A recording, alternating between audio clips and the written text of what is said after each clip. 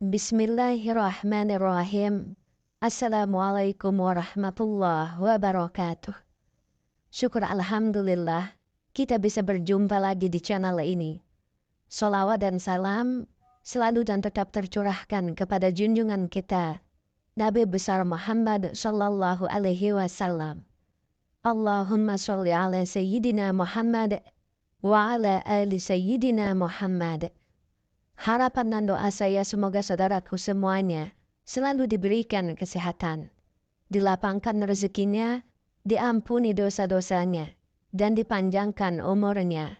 Amin ya rabbal alamin. Sahabat beriman yang dirahmati Allah, pada video kali ini mari kita bahas lebih dalam mengenai bahaya-bahaya kaki seribu yang masuk ke rumah menurut ajaran Islam. Pertama-tama, kita akan melihat pandangan Islam terhadap kaki seribu sebagai perantara santet tingkat tinggi. Apakah hal ini hanya mitos atau memang ada dasarnya dalam keyakinan kita? Kemudian kita akan membahas dampak psikologis dari kehadiran kaki seribu, seperti mimpi buruk dan sulit tidur. Lalu bagaimana hal ini dapat mempengaruhi kesejahteraan kita dalam kehidupan sehari-hari? Tak hanya itu saja, kita juga akan membahas konsep kaki seribu sebagai jelmaan jin ataupun siluman. Dan bagaimana hal ini berkaitan dengan keyakinan dalam Islam. Apakah memang ada keterkaitan antara kaki seribu dan makhluk gaib?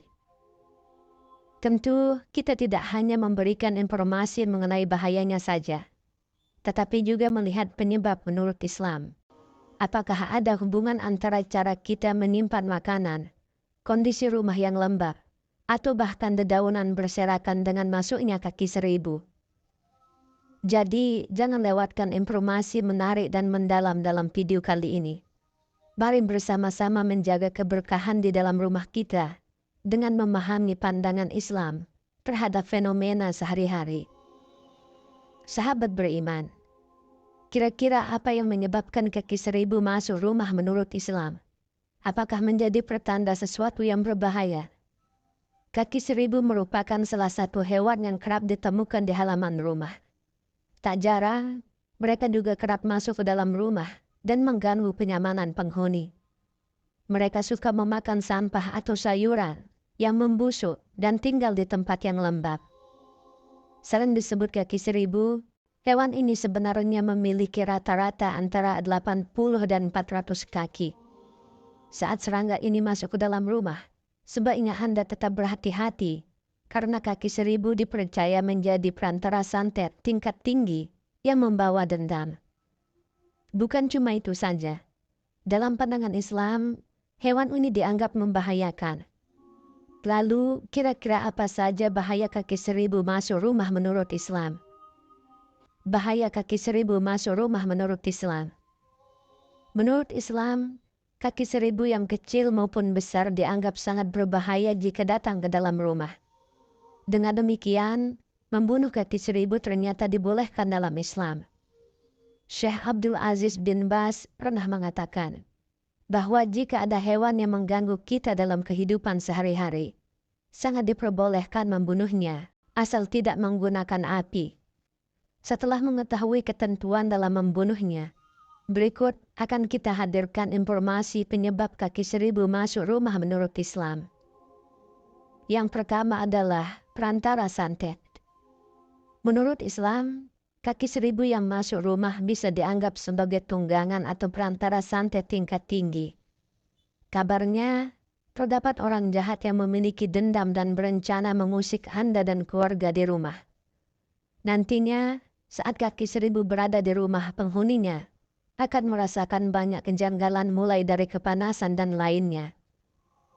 Lalu yang kedua, dapat menyebabkan mimpi buruk. Apabila kaki seribu masuk rumah berasal dari pengaruh santet, nantinya Anda bisa sering mimpi buruk. Pasalnya, Kaki seribu telah dibekali dengan ilmu hitam yang bisa mendatangkan aura buruk di rumah. Lalu, Anda sebagai pemilik rumah juga menjadi target santet yang berbahaya. Lalu yang ketiga, susah tidur. Adanya kaki seribu di dalam rumah menurut Islam juga bisa membuat penghuninya jadi susah tidur. Badan akan terasa lebih panas dari biasanya, meskipun udara di luar sejuk. Bila hal ini terjadi, sebaiknya Anda segera mencari tahu dan mengusir kaki seribu dari rumah. Yang keempat, jelmaan jin atau siluman. Menurut primbon Jawa, kaki seribu merupakan perwujudan jin atau siluman. Terlebih, makhluk ini sangat suka berada di tempat lembab dan sepi di sudut rumah. Bukan cuma menurut primbon saja. Dalam Islam juga, hewan melata ini digambarkan sebagai perwujudan jin yang bisa mengubah wujudnya. Lalu yang kelima, dapat mengeluarkan racun. Walaupun kaki seribu tidak menggigit dan menyengat, tetap saja hewan ini bisa mengeluarkan racun. Belansir dari berbagai sumber, ketika merasa terancam, hewan ini bisa mengeluarkan substansi beracun berupa hidroklorid dan hidrogen cyanida. Dikhawatirkan racunnya dapat membuat kulit terasa terbakar, kehitaman, kemerahan, bengkak, gatal hingga melepuh.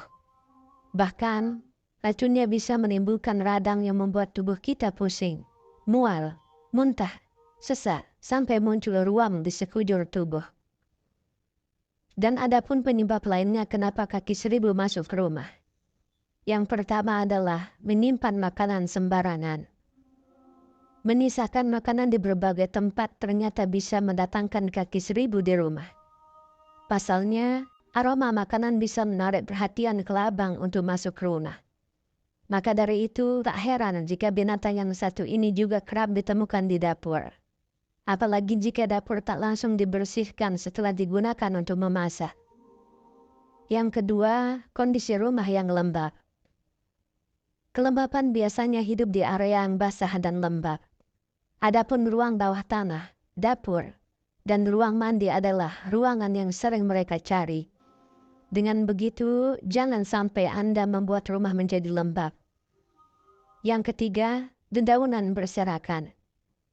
Penyebab kaki seribu masuk rumah terakhir adalah banyak dedaunan yang berserakan. Biasanya area yang banyak daun berserakan adalah halaman. Maka dari itu, untuk menghindarinya, pastikan Anda bersihkan halaman secara berkala. Jangan sampai dedaunan jadi berserakan dalam waktu yang lama. Perlu diingat bahwa pandangan ini bersifat kepercayaan spiritual dan tidak memiliki dasar ilmiah. Jika menghadapi kehadiran hewan kaki seribu di rumah, disarankan untuk mencari bantuan yang sesuai dengan keyakinan masing-masing, baik itu dari spiritual ataupun profesional.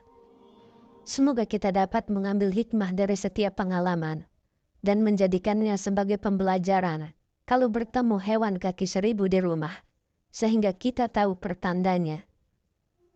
Sahabat beriman, itulah tentang pertanda hewan kaki seribu masuk rumah menurut Islam. Wallahu a'lam bishawab. Demikian yang bisa saya bagikan. Semoga bermanfaat untuk kita semua. Amin ya rabbal alamin. Assalamualaikum warahmatullahi wabarakatuh.